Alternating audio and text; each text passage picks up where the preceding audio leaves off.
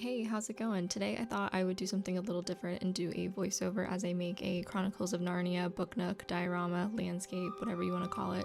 as I've been really interested in making them lately and then actually incorporating the book into that landscape.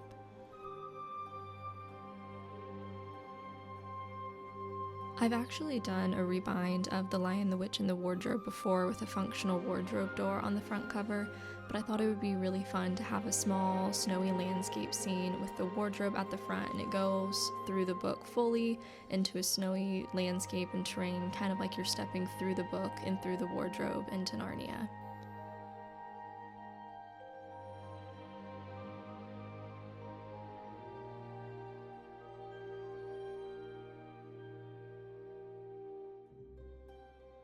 I am going pretty fast through the rebind process just because it's pretty much the same that I always do, and honestly I probably could have skipped some steps like adding end papers because it's not my intention for this to be a functional book, so I really didn't need to add those, and I could have just saved myself the time and trouble, but muscle memory kind of took over and I was making it like this would actually be a functional book you could read.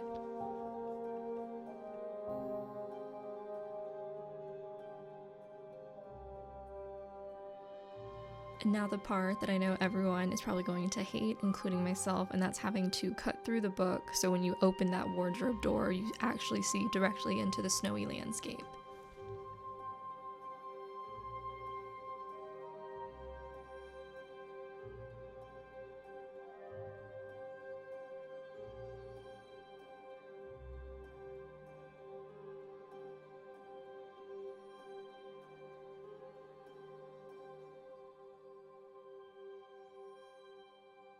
Now, I still don't really fully know what I'm doing whenever it comes to landscapes or dioramas because I'm still relatively new to it, and here is where I made my first mistake, and that's not staining the wood of the wardrobe door beforehand. When I went in to stain it, all of the detail of the engravings was just entirely lost, and I tried to save it by sanding away the stain, but the engravings weren't very deep, so it kind of just sanded those away. So I ended up having to recut and re-engrave a wardrobe door later on.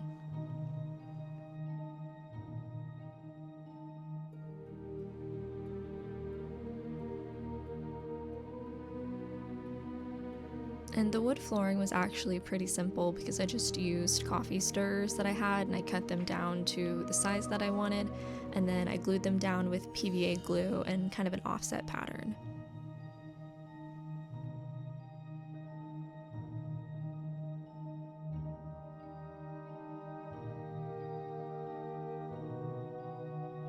I also didn't worry about making the back of the wooden flooring perfectly even because I knew I was going to be going in with snow to kind of cover that up and make it a little bit of a transition between the wooden floor and the snow. So it was all going to get covered, so I didn't bother making it even to save myself some time.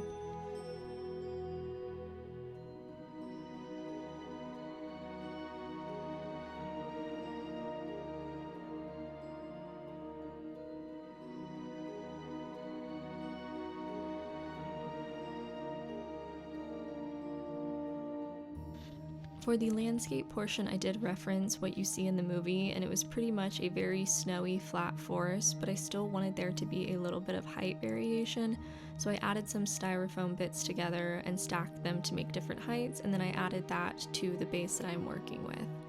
And then also to make that transition from styrofoam piece to styrofoam piece smoother, I went in with a little bit of like plaster filling that I think is meant for walls to just kind of smooth out that transition.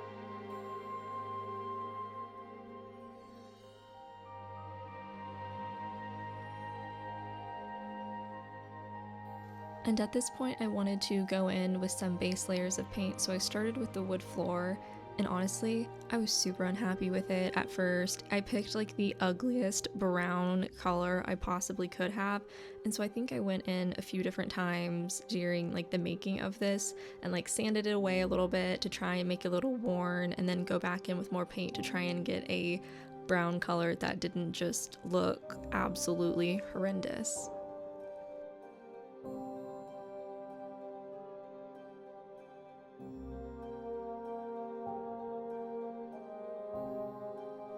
Painting the landscape was another step I probably just could have entirely skipped, because I went in with multiple shades of like a dark gray color to try and make it look like a cool like ground texture underneath in case any of the like terrain was peeking through the snow. But I ended up covering the landscape with so much snow that you didn't see any of like the styrofoam or paint underneath, so really I could have just painted it all white and left it at that.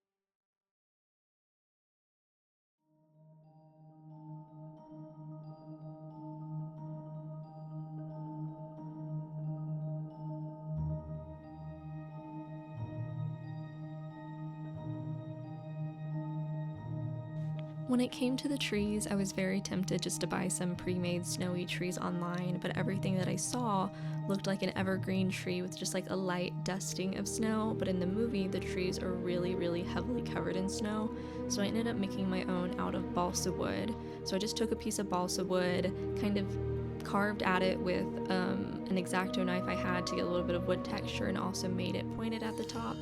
And then thankfully I had this tiny little handy Dremel bit that I used to make little holes in the wood that I would then be able to poke some floral wire through for the branches.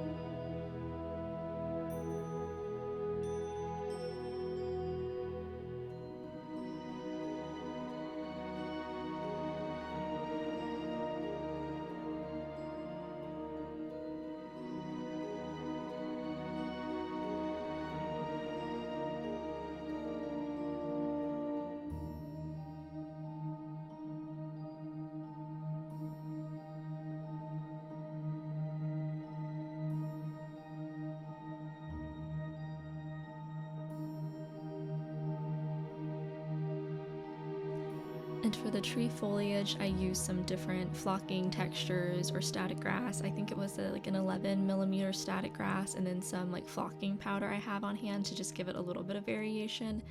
And then at the end, I tried to lightly airbrush it with just some white paint to kind of get rid of the green that might show through, because like I said, the trees were all really heavily covered in snow in the movie. And then finally, I dusted it with some snow texture.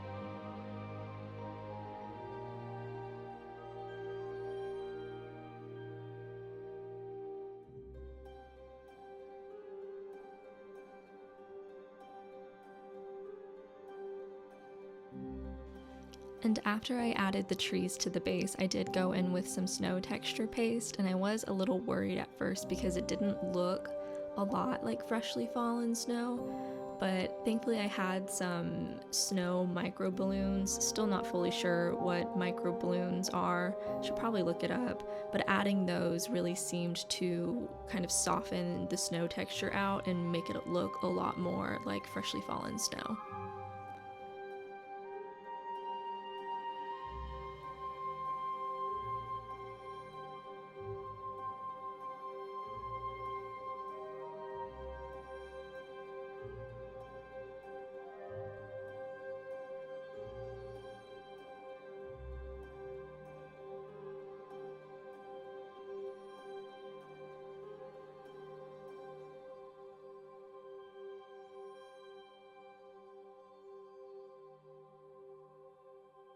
And of course it wouldn't be a Narnia landscape without a lamp, but of course I had to make it functional, so I just roughly needed to figure out the size and placement so I could make that kind of just like initial hole with my bookbinding awl. And then I think I also went in with that little Dremel I had to just make sure it was like fully cleared out and there was nothing that would be blocking the wire from going through. And thankfully my husband offered to model, 3D print, and then solder an LED into the lamp so that it would look like a flickering flame.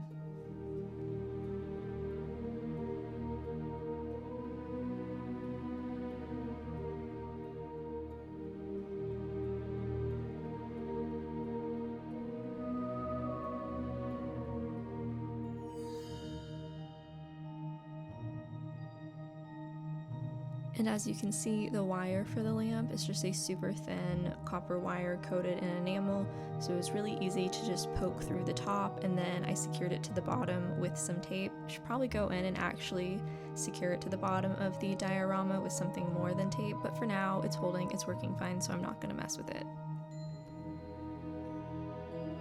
And with the lamp glued in place with some hot glue, I had to go back in with my snow texture paste and some micro balloons to add the snow back around the lamp. I probably should have waited entirely until everything was in place to add the snow, but I was just a little impatient and did it before the lamp was fully finished, so I just had to go back in and make some touch-ups and make the lamp post look like it had actually been there and that there was snow on it.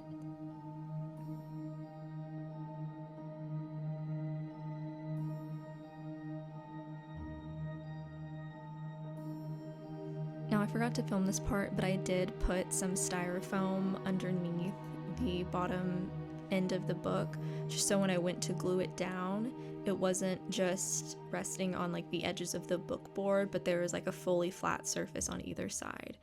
And I did want it to look a little bit like Narnia was starting to kind of leak through the wardrobe, leak through the book, and so I added a little bit of that snow paste again and the micro balloons just to make it look like that snow was starting to come through. And adhering the wardrobe door to the front of the book was super easy. I just did it with some super glue.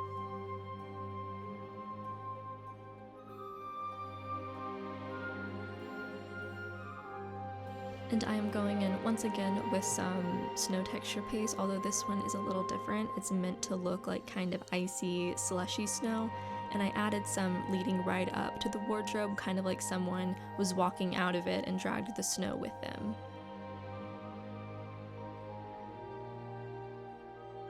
For the finishing touches, I once again added more of that snow texture paste. It was my most used material by far to the back of the wardrobe door to make it look like snow had been blowing onto the back of the door, and then also adding snow onto the top of the lamppost. And I forgot to film it, but I did add snow kind of up onto the bottom of the book, and then also kind of at the top.